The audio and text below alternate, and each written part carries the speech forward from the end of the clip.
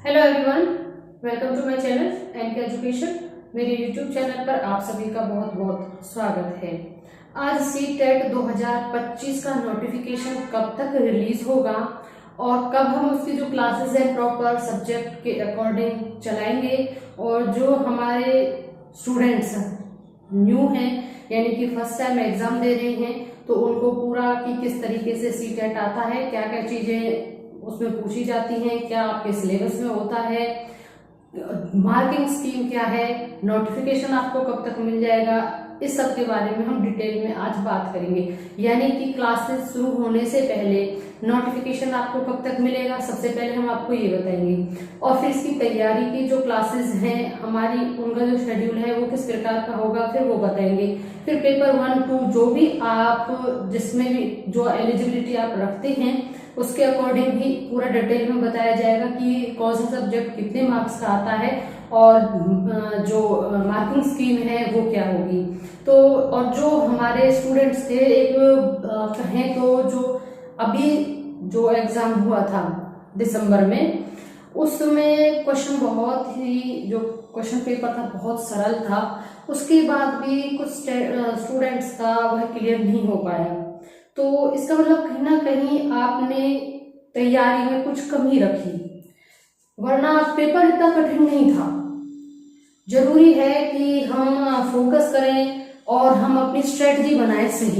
सही स्ट्रेटजी होना बहुत जरूरी है और आज उसी स्ट्रेटजी की बात हम करेंगे, ताकि जो आप पिछले वाले एग्जाम में रह गए इसके एग्जाम में ना रह पाए।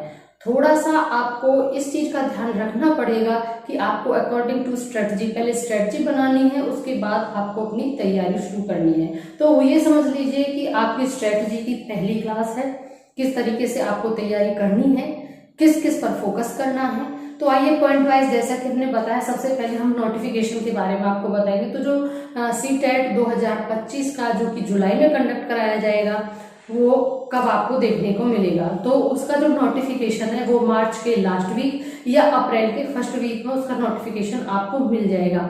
ठीक उसी तरीके से अगला जो प्रोसेस है, इसमें जो करेक्शन के लिए टाइम दिया जाता है, ऐसे ही मई में इसका करेक्शन का टाइम होगा। फिर उसको जो भी आपके डॉक्यूमेंट्स का है, किसी के में स्कैनिंग में कमी रह जाती है, सारे आपके जून तक कंप्लीट कर लिए जाते हैं। और आपका 2 दिन पहले ही एडमिट कार्ड आता है। पहले ई एडमिट कार्ड आता है, फिर 1 सप्ताह पहले वो आ जाता है, उसके 2 दिन पहले ही एग्जैक्ट जो आपका परमानेंट एडमिट कार्ड होता है वो आपको मिलता है सीटेट के अंदर। तो नोटिफिकेशन तो क्लियर हो गए, मार्च का लास्ट वीक और अप्रैल का फर्स्ट वीक आपको नोटिफिकेशन देखने को मिल जाएगा। अब उसमें आपकी क्वालिफिकेशन क्या होनी चाहिए, आपका ग्रेजुएशन होना चाहिए 50% मार्क्स के साथ, और साथ में आपका बीएड होना चाहिए 50% के साथ विद रिकॉग्नाइज्ड यूनिवर्सिटी। उसमें रिकॉग्नाइज्ड यूनिवर्सिटी से ही आपका हो। और अब देखते हैं, हम बात करते हैं पेपर 1 और पेपर 2। जो कैंडिडेट्स पेपर 1 देंगे, यानी कि पेपर 1 कौन सा होता है, पीआरटी वाला, यानी कि जो कि 1 to 5 में पढ़ाते हैं, जिन्होंने डीएलएड, बीटीसी या जेबीटी कर रखा है, वो स्टूडेंट इसके लिए एलिजिबल होते हैं। तो उनके सिलेबस में क्या क्या आता है पहले वो देखिएगा। तो उनके सिलेबस में पेपर 1 में, जिसमें कि 1 to 5 यानी कि पीआरटी का जो होता है वो पेपर है, ये पीआरटी वाला। तो उसमें बाल विकास और शिक्षा शास्त्र जो है, पेडागोजी, वो आता है, 30 नंबर का है। 30 ही क्वेश्चन होंगे, क्वेश्चन नंबर भी 30 हैं और आपके नंबर भी 30 हैं, यानी अंक भी 30 हैं। दूसरा होता है आपका भाषा 1, जो भी आप भाषा 1 और 2 सिलेक्ट करते हैं वो उसके अकॉर्डिंग, जैसे हिंदी है, इंग्लिश है, कुछ का संस्कृत होता है, कुछ का उर्दू होता है। तो वो भाषा 1 और 2 वो आपके जो स्टूडेंट ने जैसे किया है उसके अकॉर्डिंग होता है ये। तो जो भाषा 1 है वो भी 30 नंबर का आता है, और जो भाषा 2 है वो भी 30 नंबर का आता है। अगला है भाषा 1 और 2 के बाद मैथमेटिक्स, जो पेपर 1 में आता है पीआरटी के लिए, 1 to 5 के लिए उनका चौथा सब्जेक्ट सीटेट का बनता है मैथमेटिक्स, जो कि ये भी 30 नंबर का होता है। 30 ही क्वेश्चन आएंगे और 30 ही अंक के होंगे। अब बात करते हैं अगले सब्जेक्ट की, पर्यावरण अध्ययन, ईवीएस, पर्यावरण अध्ययन, ये भी 30 नंबर का होता है और 30 ही इसमें प्रश्न मिलेंगे और 30 ही यानी 1 नंबर का 1 अंक आपको मिलना है और टाइम भी इतना ही मिलना है। तो टोटल हो गया 150। ओके, तो ये हो गया आपका पेपर 1। अब बात करते हैं हम पेपर 2 की। ये पेपर 2 है हमारा, जो कि जिन्होंने बीएड कर रखा है, ग्रेजुएशन होना चाहिए with 50% marks from recognised university. BEd आपका दोनों चीजें रिकॉग्नाइज्ड यूनिवर्सिटी से विद 50% आपके मार्क्स के साथ क्लियर होना चाहिए। जब आपका ग्रेजुएशन और बीएड है तो आप एलिजिबल हैं सीटेट देने के लिए। अब इसमें पहला है वही जो इसमें भी आता है और इसमें भी आता है, यानी पेडागोजी, बाल विकास एवं शिक्षा शास्त्र। ठीक है, तो ये भी 30 नंबर का है। अब दूसरा इसमें भाषा 1 और भाषा 2, इसमें भी सेम है, वही बात है, जो भाषा आपकी होगी एज ए सब्जेक्ट होगी और एक अनिवार्य होगी। आपने किसका चूज किया है, बहुत से जैसे संस्कृत को बिल्कुल अंत तक पढ़ते हैं, उनका मेन सब्जेक्ट होता है, उर्दू होता है, हिंदी होता है, और जिन्होंने ऐसे पढ़ा होता है वो उनको चूज करना है कि वो भाषा 1 किसको लेना चाहेंगे और भाषा 2 किसको लेना चाहेंगे। अंतर ये होगा कि जैसे इसमें आप भाषा 1 में आप अगर हिंदी सिलेक्ट करते हैं तो आपके हिंदी को अच्छा खासा, आपको ये ध्यान रखना आपको नॉलेज किसकी ज्यादा अच्छी है। अगर आपकी इंग्लिश में ज्यादा अच्छी है तो भाषा 1 का चूज करिएगा। क्यों? क्योंकि अगर जिस हिसाब से भाषा 1 की प्रायोरिटी दी गई है इट मीन्स आपने उसको अच्छे से पढ़ा है। बाकी का आप देखिएगा, भाषा 1 और 2 को चूज करने में थोड़ा ध्यान रखना। ये जो भाषा 1 है वो भी 30 नंबर का है और जो भाषा 2 है वो भी 30 नंबर का, यानी आपने हिंदी चुना भाषा 1 में, भाषा 2 में आपने अंग्रेजी चुना, तो 30 नंबर का हिंदी हो गया और 30 नंबर का आपका अंग्रेजी होगा। क्लियर हो गया? एक और एग्जाम्पल के तौर पर बाकी लैंग्वेज जो भी आपकी होगी वो तो आपने जो पढ़ा होगा ग्रेजुएशन में वही होगा। अब आप देख लेते हैं अगला सब्जेक्ट गणित एवं विज्ञान। यहाँ पर थोड़ा सा डिफरेंस है दोनों पेपरों के अंदर, बाकी तो सेम है। जो हमारा 5वां सब्जेक्ट है बस अंतर यहाँ पर है। अंतर क्या है? यहाँ पर जो है गणित एवं विज्ञान, जिनके पास मैथमेटिक्स था और साइंस था, चाहे मैथ था उसके पास, चाहे उसके पास साइंस था, है ना, चाहे उसने बायो वाला पढ़ा था, चाहे उसने मैथ फिजिक्स वाला पढ़ा था, इनमें कुछ भी पढ़ा था, लेकिन वो कैटेगरी में काउंट होगा मैथ एवं विज्ञान, तो वो इस ऑप्शन को भरेगा और उसका 30 नंबर की दोनों चीजें आएंगी, 30 का गणित 30 का विज्ञान, टोटल मिला के उसका 60 नंबर का ये आएगा। जो बच्चे आर्ट साइड से हैं, यानी कि सामाजिक अध्ययन और सामाजिक विज्ञान यानी एसएसटी, जिसको हम कहते हैं एसएसटी, तो एसएसटी आएगा जिसमें से सामाजिक अध्ययन 30 का होगा और सामाजिक विज्ञान 30 का होगा। इसमें सब कुछ आ जाता है, आपका हिस्ट्री भी, सिविक्स भी और भूगोल भी, ज्योग्राफी भी, इतना इसमें से इसी तरीके से गणित विज्ञान में आ जाता है। तो सिर्फ ये अंतर है, इसमें से आपको अगर आप साइंस के स्टूडेंट हैं या गणित आपका रहा था ग्रेजुएशन में तो आप गणित एवं विज्ञान वाला करेंगे, और आप आर्ट स्टूडेंट रहे थे तो आप एसएसटी वाला यानी सामाजिक अध्ययन और सामाजिक विज्ञान जो कि 30 नंबर का होगा। यानी जो आपका, हम सीधी सी बात करें, कंसर्न सब्जेक्ट है वो आपका 60 नंबर का होगा, क्योंकि जो कंसर्न सब्जेक्ट है वो पूरा वाइड है और उसमें पूरे 30 पार्ट बटे होते हैं। उसके पार्ट को भी हम डिटेल में बताएंगे कि इस पार्ट में से ये होता है, जैसे कि एसएसटी है, एसएसटी के उसमें से भी हिस्ट्री के कौन से टॉपिक होंगे, सिविक्स के कौन से टॉपिक्स होंगे, वो भी डिटेल में है।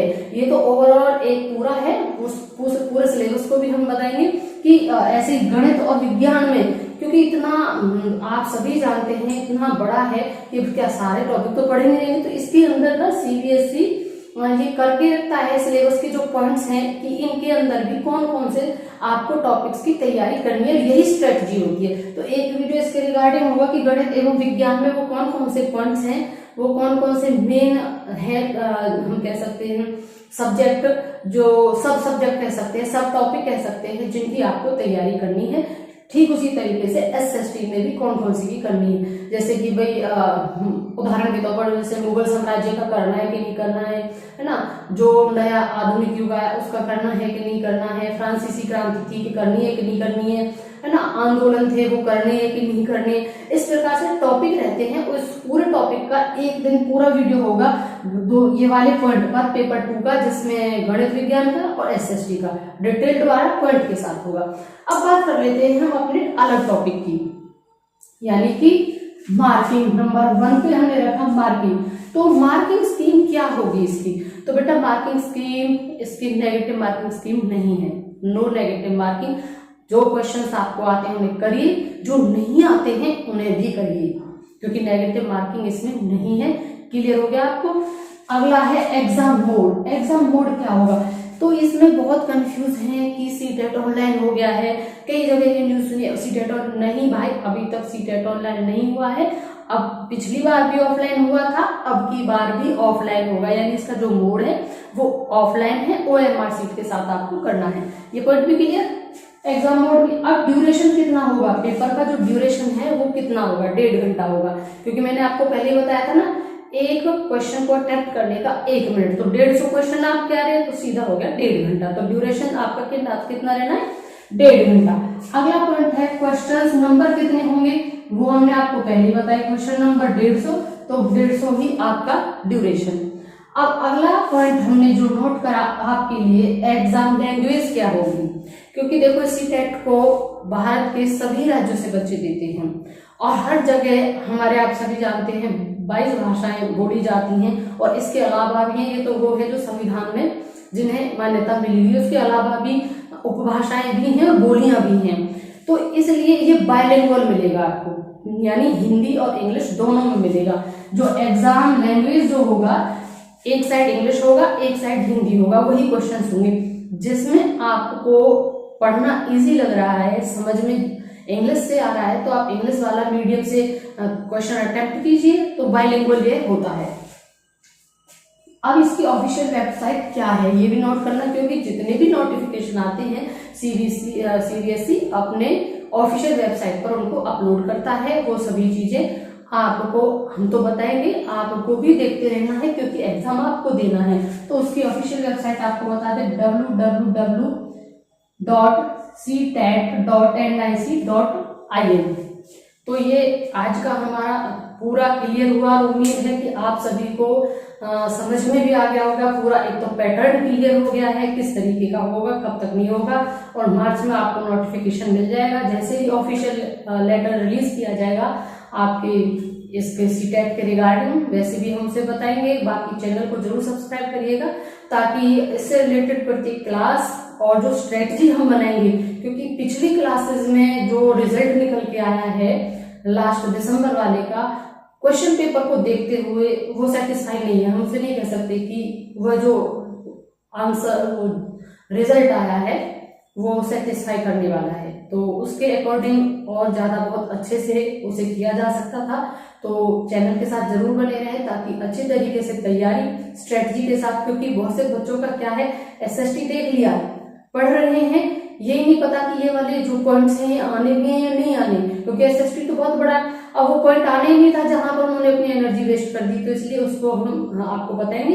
इसलिए आपसे रिक्वेस्ट करें, चैनल जरूर सब्सक्राइब करें और बेल आइकन प्रेस कर लें, ताकि नोटिफिकेशन से भी आपको सूचना मिलती रहे। Thank you.